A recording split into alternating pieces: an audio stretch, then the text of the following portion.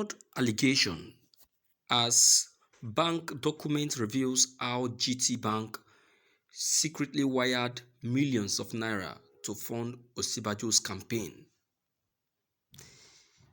The face does not signify truly who a person is, but the mind.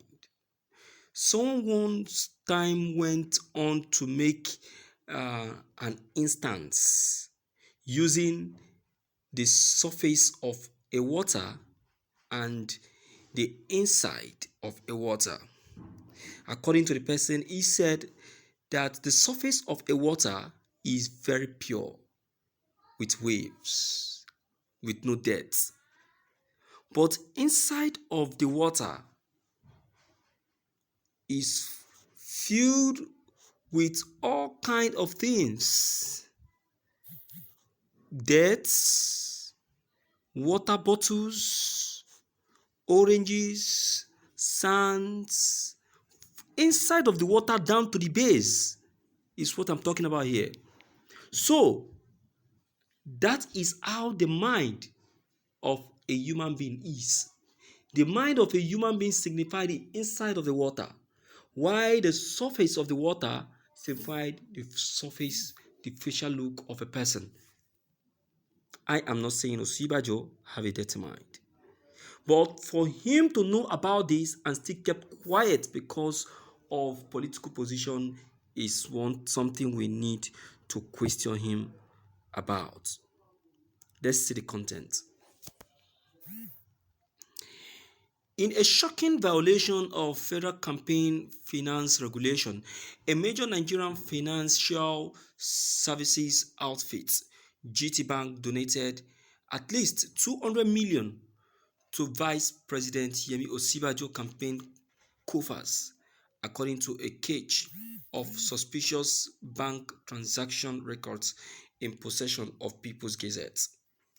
Financial record says that Gtbank's investment one fund management department paid 200 million in 3 increments of 100 million, 50 million and 50 million to Mr. Osibajo's campaign account to the run-up to the 2015 presidential election, in which he presented himself as Muhammadu Buhari's running mate. The transaction marked a flagrant violation of federal campaign finance law that prohibits the donation of more than 1 million to a candidate in a presidential race. This was reported by People's Gazette. The law recommends severe criminal penalties for both the givers and the receivers of any amount that exceeds the legal limits.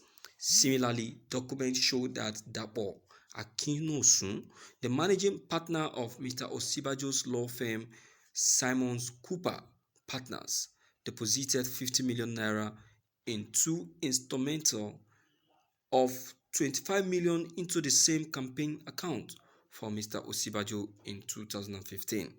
2 others, Anthony's, who also violated federal law, were Olufemi Atoyebi, a senior partner at Femi Atoyebu & Co., and Temitope Lawani, co-founder and managing partner of Helios Investment Partners. They paid 10 million each, well above the allowed limit of 1 million. Simons Cooper, a Whiteshore law firm that Osibajo co-founded and ran until he became vice president in 2015, has been accepted federal contract under the Buhari administration. Investment One CEO Ademola Afoloju admitted knowledge of the transaction but insisted they were not inappropriate.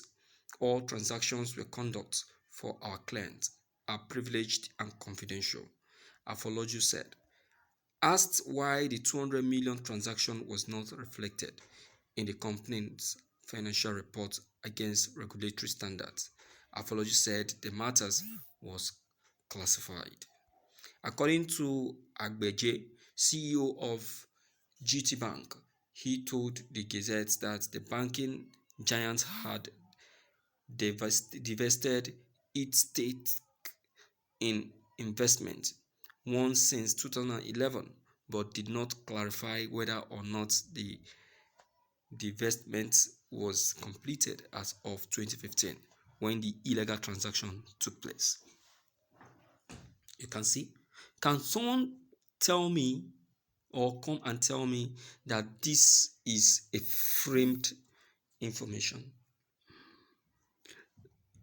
Can anyone just come right now and say to me that this information in this very content, it's a lie? You can see how these people's name, these legal practitioners, how their names are mentioned in lines without mistakes, and how the depositions were carried out. You can see. You can see that. So can someone just wake up now and say, this man, you are telling a lie? That is the problem. You can see why Nigerian can never go forward. Because nobody is trusted. Nobody can be trusted at all. Someone was saying, yes, it's only when a pastor or a man of God has sent power, that is when Nigeria will be a better country. Oh, what's happening now? Please don't quote me wrong. I'm not saying Osibajos is a thief. Now, in addition, you see, nobody can be trusted. In any way, nobody can be trusted. Even Osibajos himself cannot be trusted. And that is why I will tell you sincerely that I cannot vouch.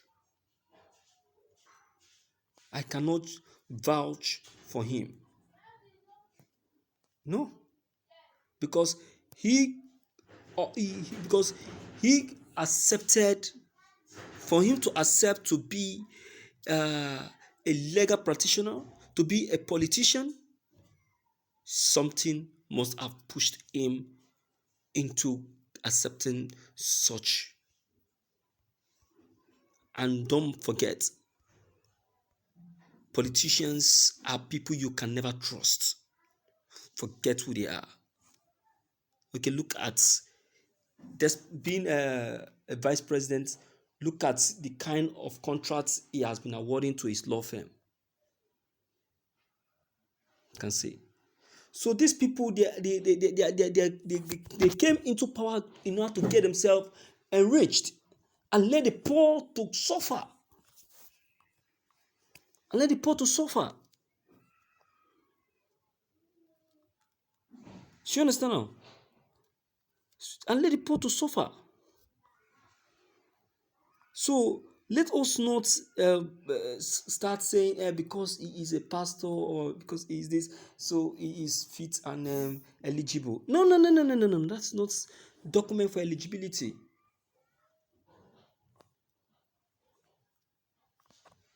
That's not document for eligibility. You understand? That's why Wole Soyinka said it, that the beautiful ones are not yet born. What do you think we are talking about when Soyinka is talking about when he mentioned such a statement?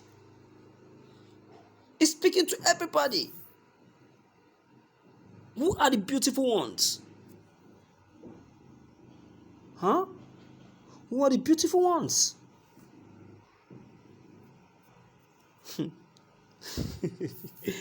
You see, some persons were saying that the prophets are those that appear on pulpits and preach by mentioning the name of God.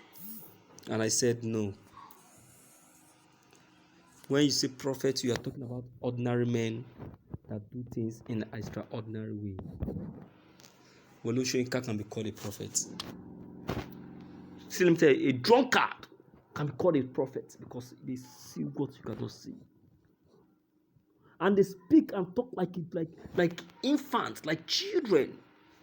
Yes, a drunkard will tell you everything without hiding his mouth, because at that moment what is in him at that moment is the brain of an infant. Same goes to a novelist.